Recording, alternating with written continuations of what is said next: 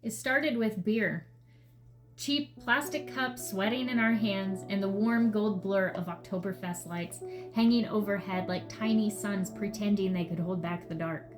Music spilled out of tents, loud enough to drown out thinking, not loud enough to quiet feeling. People laughed too loudly, the kind of laughter that belongs to strangers who will never have to carry each other's stories. The night smelled like cinnamon, hops, and something almost like possibility, sharp and sweet and a little dangerous if you breathed too deep. It was supposed to be just another festival night, just another crowd, just another version of me passing through unnoticed. And then you sat down beside me. Not careful, not accidental, not the polite distance people keep when they don't plan to stay. You leaned in. Like you had already decided this mattered, like I mattered. And that was the first fracture because you asked about my life. And when I answered, you didn't just hear me, you stayed. Not the surface kind of listening, not the kind that skims and nods and waits for its turn to speak. No, you listened like you were cataloging something rare, like every word I said might not be offered twice. Your eyes didn't wander. You didn't drift to the crowd or the movement or the noise. They stayed on me. And somewhere between the music and the second drink, somewhere between, I probably shouldn't say this, or why does it feel safe to, the night softened. Not around us, between us. And I started telling you things, not the curated versions, not the polished practice lines, the real ones, the messy edges, the parts of me that usually stay buried under timing and caution and common sense. The kinds of things you don't hand to someone you met 10 minutes ago. Unless something in you recognizes something in them and decides without permission, we've never been strangers. And you didn't flinch, not once. You didn't shift, didn't pull back, didn't redirect. You met those stories with stories of your own, and suddenly we weren't exchanging words, we were exchanging weight. Your life, your past, the quiet guarded places in it that most people protect with locked rooms with no keys, and you opened them, just opened them. And it felt like the world fell away in layers, like we were sitting in a room with no walls, no exits, no witnesses, just two people in the middle of a roaring festival having a conversation that felt too honest to belong there. Time bent, not slowed, folded, collapsed in on itself until minutes stopped meaning anything, and the only thing that existed was the space between us and the fragile glowing thread of everything we were saying and everything we weren't.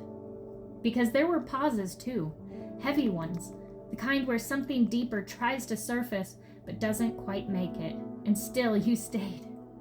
Later, when the lanterns dimmed and the night finally loosened its grip on us, I told myself what people always say. That was just a moment, just a crossing, just two lives brushing shoulders before returning to their separate directions. Something beautiful, but temporary. Something real, but contained. Something you don't follow. But the next night, you found me. Not by accident, not by chance. You came over with intention written all over you. And when you looked at me, really looked, it felt like picking up a sentence we had never finished. You asked how I was doing, simple, ordinary. But your voice held something that lingered.